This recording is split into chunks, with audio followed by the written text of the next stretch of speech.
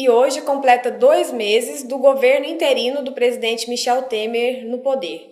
Eu queria saber dos meninos qual que é a avaliação, Fred e Daniel, que vocês fazem desses 2 meses de Michel Temer presidente. Fred, você começa, Daniel? Fred.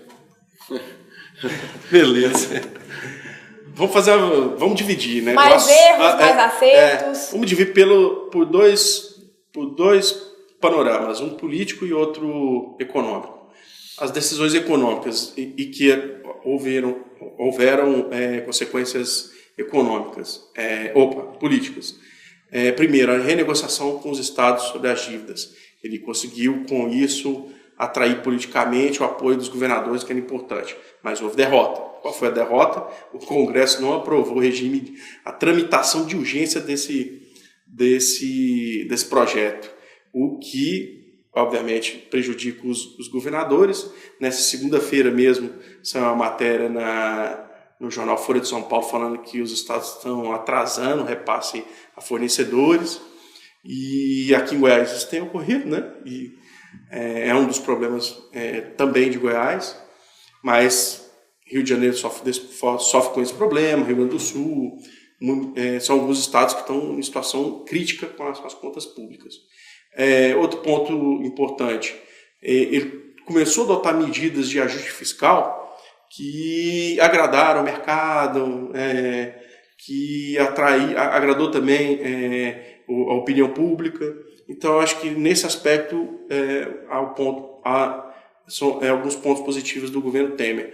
Eu vou deixar para que o Daniel, vou até pautar ele, que é o ponto negativo, que é a opinião, que é a questão política e, obviamente, a Operação Lava Jato, né, que envolveu o governo Temer. Esse foi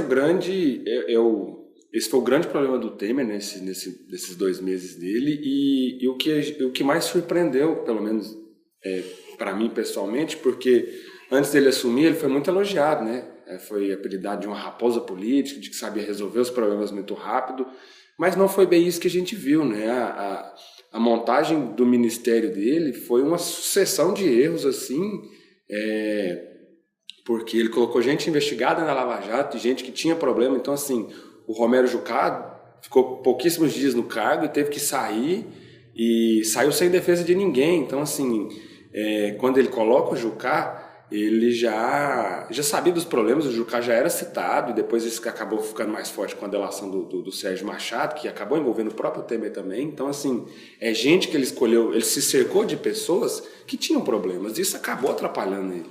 Então, porque a pressão, no momento em que ele entra com todas as críticas à presidente afastada Dilma Rousseff, todas as críticas ao PT, ele vem num momento para, digamos, salvar o Brasil do PT, e ele começa a colocar ministros envolvidos em corrupção. Comete os mesmos erros. Exatamente. Né? Ele teve que, em 2 meses, substituir 3 ministros. 3 ministros, né? Então, teve ministro que foi anunciado. Acho que do controle de gastos públicos. Controle de gastos públicos da transparência pública. E o que pediu demissão, que foi o Luiz Eduardo Alves, se não me engano, né? Secretário de...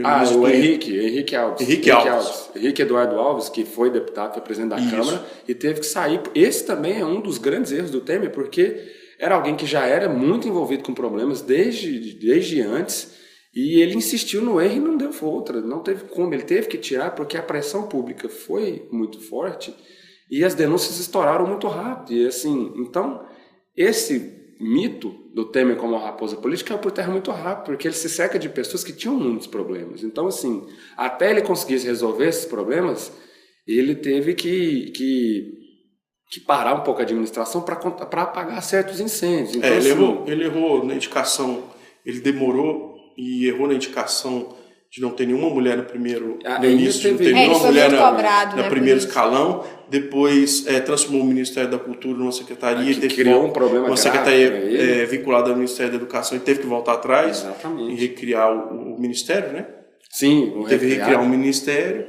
E a indicação da mulher, da Secretaria da Mulher, também foi envolto de um questionamento do Ministério Público Federal que estava investigando ela por desvio de recursos públicos. 4 milhões, né? Um desvio grande, também já era conhecido, que acabou vindo à tona no momento que ela é indicada, mas era uma investigação que já estava em curso. E ela já era envolta de polêmica porque ela é contra o aborto provocado em caso de estupro. Exatamente. Então, ou seja, a única coisa que o Temer não foi cobrado ou não foi criticado foi em relação à equipe econômica. Sim, o Meirelles agradou todo mundo, né? Ele conseguiu agradar gregos e troianos com o Meirelles e assim, a gente tem 2 meses e o Brasil ainda caminha ainda a passos lentos na recuperação da economia, mas a gente nota um certo tom de paciência ainda. Então, assim, esse tom de paciência, principalmente dos empresários, ele foi quebrado em algumas partes, quando concede reajuste para os servidores servidores federais, cria-se um problema, cria-se uma reclamação, mas assim,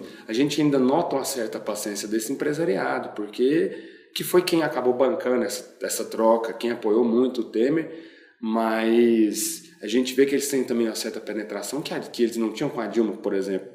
O presidente da CNI dá uma entrevista e sugerir uma jornada de trabalho de 80 horas, por exemplo. Então, assim, a gente vê que existe uma pressão, mas ainda também existe uma paciência. Ou seja, as coisas estão mais calmas, né? E a chance, então, da Dilma voltar são cada vez menores. São cada vez menores. Até pela atuação da Dilma enquanto política, presidente afastada, que ela não demonstrou em nenhum momento disposição em recuar das suas posições, em pedir desculpa publicamente. O PT está acuado nessa situação. O PT, inclusive, está discutindo algumas situações com o aval do Lula, né, do ex-presidente Lula, de indicações com relação à presidência da Câmara, que deve ser votada essa semana, e como é que apoiando nomes que estão ligados ao impeachment da Dilma, né, o afastamento da Dilma. Então, hoje, eu acho muito difícil o apoio político e popular que a Dilma tem hoje, colocá-la de volta na presidência da República. E o Temer precisa de 54 votos, né, no Senado para continuar. Ele acabou perdendo alguns, né? O Romário mesmo foi um dos que acabou deixando a vaga dele na comissão do impeachment, até ficou com a senadora goiana Lúcia Vânia, a vaga dele, do PSB. Mas ainda assim foi muito pouco, e além disso é o que o Fred falou, né?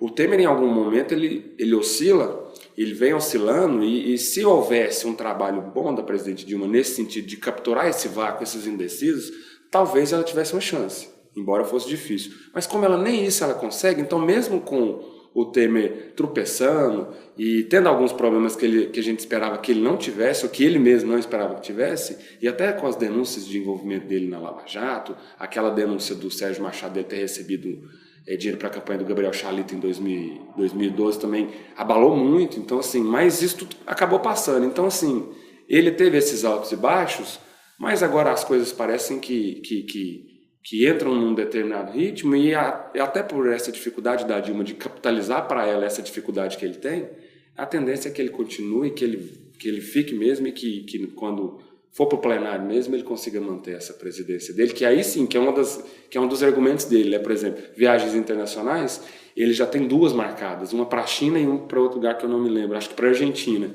só que ele disse que só viaja quando o afastamento for confirmado, né? Até porque não tem como ele viajar antes, né? Cria um problema muito grande para ele também. E essa votação, essa definição mesmo, fica para o final de agosto, né? Sim. Quando o Senado vai votar pelo impeachment.